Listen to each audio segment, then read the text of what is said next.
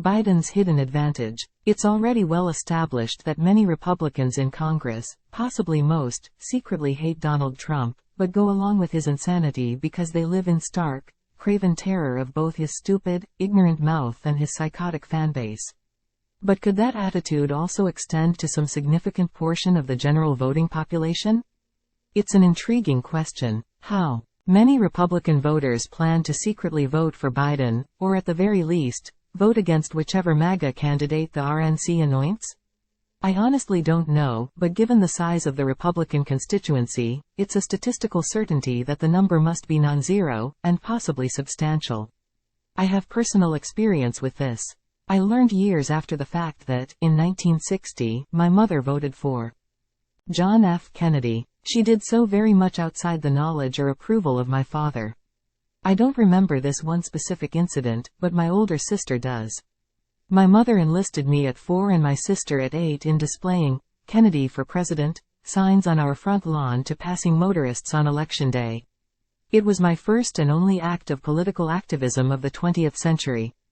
But, you might reasonably argue, if there potentially are closeted Republicans voting for Biden, or against MAGA, how do we know that they aren't perfectly balanced by an equivalent number of closeted Democrats voting for MAGA?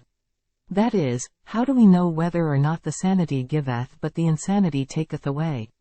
I hope the answer is obvious.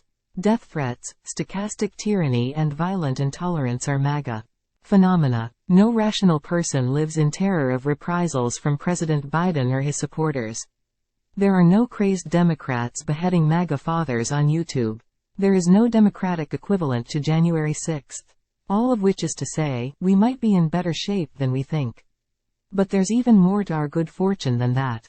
Whether or not Donald Trump's candidacy survives to November 5th.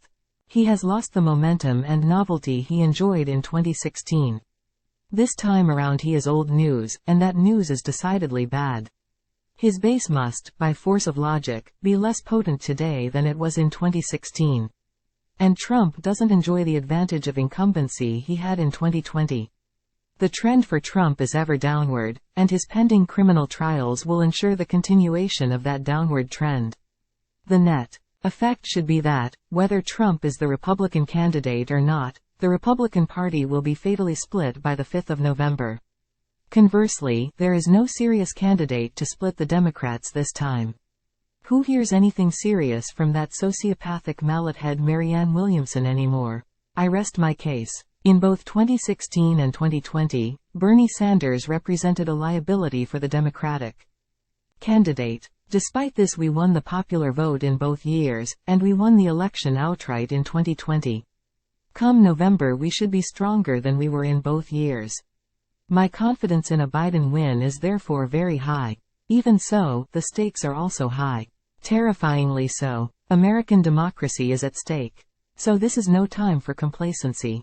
We can take comfort from our advantageous position, but we still have our work cut out for us. And, as ever, ladies and gentlemen, brothers and sisters, comrades and friends, stay safe.